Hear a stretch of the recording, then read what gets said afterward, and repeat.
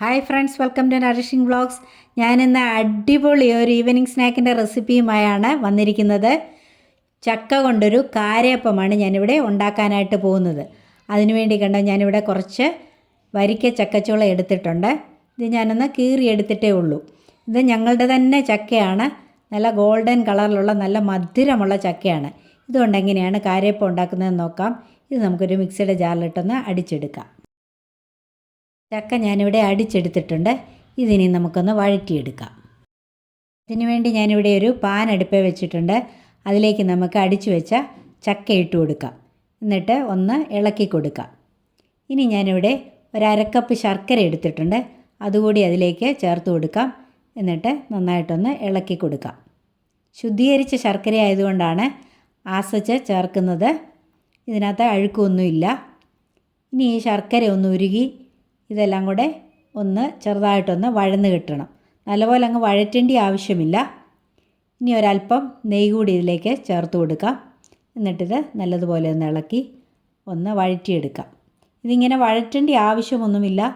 നമുക്ക് അടിച്ചു വെച്ച ചക്ക അതുപോലെ ഉപയോഗിച്ചും ഉണ്ടാക്കിയെടുക്കാം. എങ്കിലും ഇങ്ങനെയൊന്ന് വഴറ്റുമ്പോൾ കുറച്ചുകൂടി ഒരു ടേസ്റ്റ് കിട്ടും. അതുകൊണ്ടാണ് ഞാനിങ്ങനെ ഒന്ന് വഴറ്റിയെടുക്കുന്നത്. ശർക്കരയൊന്ന് മെൽറ്റായി ഈ ചക്കയുമായിട്ട് നന്നായിട്ടൊന്ന് മിക്സായി ഒന്ന് വഴലുന്നത് വരെ നമുക്കിതൊന്ന് ഇളക്കി കൊടുക്കാം. ശർക്കരയൊക്കെ നന്നായിട്ട് മെൽറ്റായിട്ടുണ്ട്. ഇനി ഞാനിവിടെ ഒരു അരക്കപ്പ് തേങ്ങ തിരുമിയതെടുത്തിട്ടുണ്ട്. അതുകൂടി ഇതിലേക്ക് ചേർത്ത് കൊടുക്കാം. എന്നിട്ട് വീണ്ടും നന്നായിട്ടൊന്ന് ഇളക്കി കൊടുക്കാം. ഇനി ഈ തേങ്ങയുടെ വെള്ളമൊന്ന് പറ്റണം. അതുവരെ നമുക്കൊന്ന് ഇളക്കി കൊടുക്കാം. തേങ്ങയുടെയും വെള്ളമൊക്കെ ഒന്ന് പറ്റി റെഡി ആയിട്ടുണ്ട്. ഈ ഒരു പാകം മതി. ഇനി നമുക്കിത് വാങ്ങി വെച്ച് വേറൊരു പാത്രത്തിലേക്ക് മാറ്റാം. വഴറ്റിയെടുത്ത ചക്ക ഞാനിവിടെ ഒരു പാത്രത്തിലേക്ക് മാറ്റിയിട്ടുണ്ട്. ഇനി അതിലേക്ക് 1 കപ്പ് മൈദ ചേർത്ത് കൊടുക്കാം. 1/2 കപ്പ് ഗോതമ്പ് പൊടി ചേർത്ത് കൊടുക്കാം. 1/4 കപ്പ് അരിപ്പൊടി കൂടി അതിലേക്ക് ചേർത്ത് കൊടുക്കാം. ഇനി ഇത് നന്നായിട്ടൊന്ന് മിക്സ് ചെയ്തെടുക്കാം. ഒരു വിസ്ക് വെച്ച് ഇത് നല്ലതുപോലെ ഒന്ന് ഇളക്കി കൊടുക്കാം. ഈ പൊടി ഇതെല്ലാം കൂടെ ഒന്ന് മിക്സ് ചെയ്തെടുക്കാം. കുറച്ച് വെള്ളം കൂടെ ചേർത്ത് നല്ലതുപോലെ കുഴച്ച് ഒരു തിക്ക് ബാറ്ററായിട്ട് നമുക്കൊന്ന് ആക്കിയെടുക്കാം. വെള്ളം കുറേശ്ശെയായിട്ട് വേണം ചേർത്ത് കൊടുക്കാനായിട്ട്. നല്ല ടേസ്റ്റാണ് ഈ കാരയപ്പം കഴിക്കാനായിട്ട്. ചക്ക കൊണ്ട് ഇങ്ങനെ ഉണ്ടാക്കിയിട്ടില്ലാത്തവർ ഇതുപോലെ മസ്റ്റായിട്ട് ഒന്ന് ട്രൈ ചെയ്ത് നോക്കണം. നമ്മുടെ ചക്കക്കാരയപ്പത്തിൻ്റെ ബാറ്റർ ഇവിടെ റെഡി ആയിട്ടുണ്ട്. ഈ ഒരു കൺസിസ്റ്റൻസിയിലാണ് മാവ് വേണ്ടിയത്. ഇനി ഇതിലേക്ക് 2 ഡ്രോപ്പ് ഉപ്പ് കൂടി ചേർത്ത് കൊടുക്കാം. ഏലക്കായും പഞ്ചസാരയും കൂടെ പൊടിച്ചത് ഒരു 1/4 ടീസ്പൂൺ ചേർത്ത് കൊടുക്കുന്നുണ്ട്. ഇനി ഇതിലേക്ക് ഒരു 1/4 ടീസ്പൂൺ ബേക്കിംഗ് സോഡ കൂടി ചേർത്ത് കൊടുക്കാം. ഇതെല്ലാം കൂടി ചേർത്ത് വീണ്ടും നന്നായിട്ടൊന്നുകൂടി ഒന്ന് ഇളക്കി കൊടുക്കാം. നല്ലതുപോലെ ഒന്ന് മിക്സ് ചെയ്തെടുക്കാം.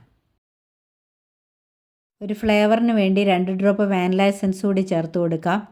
ഇനി ഞാനിവിടെ കുറച്ച് എള്ള് നെയ്ക്കകത്ത് പൊരിച്ചെടുത്തിട്ടുണ്ട്. അത് ആ നെയ്യോടുകൂടി തന്നെ ഇതിലേക്ക് ചേർത്ത് കൊടുക്കാം. എന്നിട്ട് നല്ലതുപോലെ ഒന്ന് മിക്സ് ചെയ്തെടുക്കാം. ഞാൻ ചക്ക വഴറ്റിയപ്പോൾ തേങ്ങാപ്പീര ചേർത്ത് കൊടുത്തായിരുന്നു. ആ തേങ്ങാപ്പീര ചേർത്ത് കൊടുക്കുന്നതിന് പകരം ഇവിടെ തേങ്ങാക്കൊത്ത് നെയ്ക്കകത്ത് വറുത്ത് ചേർത്ത് കൊടുത്താലും മതി. അതൊരു പ്രത്യേക ടേസ്റ്റാണ്. ഇതിലേക്ക് ആവശ്യമായ എല്ലാ ഇൻഗ്രീഡിയൻസും ഞാൻ ചേർത്ത് കൊടുത്തു. ഇനി നമുക്കിതൊരു അരമണിക്കൂറൊന്ന് റെസ്റ്റ് ചെയ്യാനായിട്ട് വയ്ക്കാം. നമുക്കിതൊന്ന് അടച്ചു വയ്ക്കാം.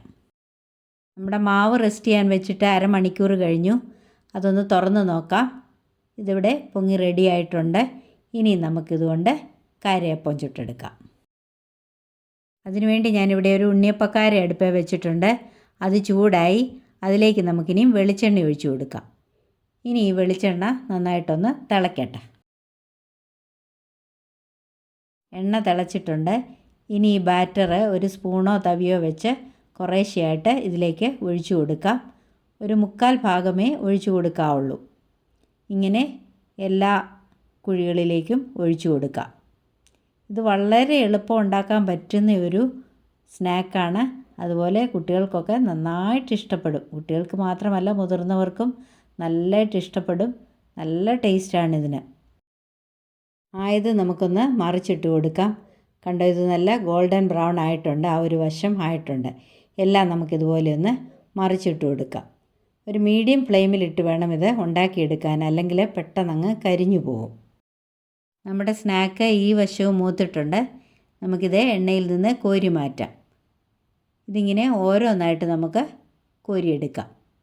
ഞാനിത് എണ്ണയിൽ നിന്ന് കോരുമ്പോൾ തന്നെ മനസ്സിലാവുന്നുണ്ടല്ലോ ഇതെത്ര പെർഫെക്റ്റായിട്ടാണ് ഉണ്ടാക്കിയിരിക്കുന്നതെന്ന്. ഇത് കാണുന്നത് പോലെ തന്നെ നല്ല ടേസ്റ്റിയാണ് കഴിക്കാനും.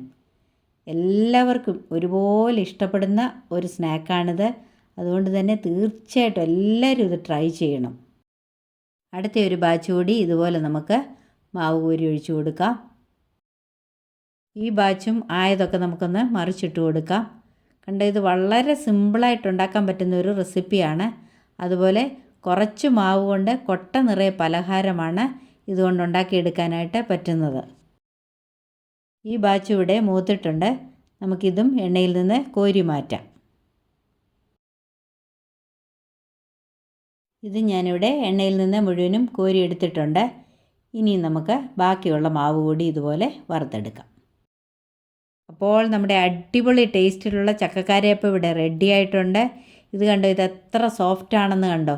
ഇതിൻ്റെ അകമൊക്കെ നന്നായിട്ട് വെന്തിട്ടുണ്ട്. ഇത് നല്ല ടേസ്റ്റാണ് കഴിക്കാൻ. കുട്ടികൾക്കും മുതിർന്നവർക്കും എല്ലാവർക്കും ഒരുപോലെ ഇഷ്ടപ്പെടുന്നതാണ്.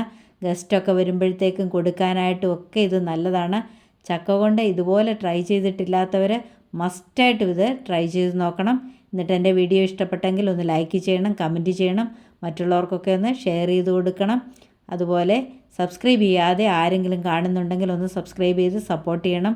അടുത്തുള്ള ബെല്ലൈക്കൺ കൂടി മറക്കാതെ ഒന്ന് എനാബിൾ ചെയ്യണം. എങ്കിലേ ഞാനിടുന്ന വീഡിയോസൊക്കെ നിങ്ങൾക്ക് നോട്ടിഫിക്കേഷനായിട്ട് ലഭിക്കുകയുള്ളൂ. ഇതുവരെയും എനിക്ക് തന്ന എല്ലാ സപ്പോർട്ടിനും നന്ദി. തുടർന്നും എന്നെ സപ്പോർട്ട് ചെയ്യണം. അപ്പോൾ ഇനി മറ്റൊരു നല്ല വീഡിയോയുമായി കാണും വരേക്കും bye bye, take care, thank you, love you all.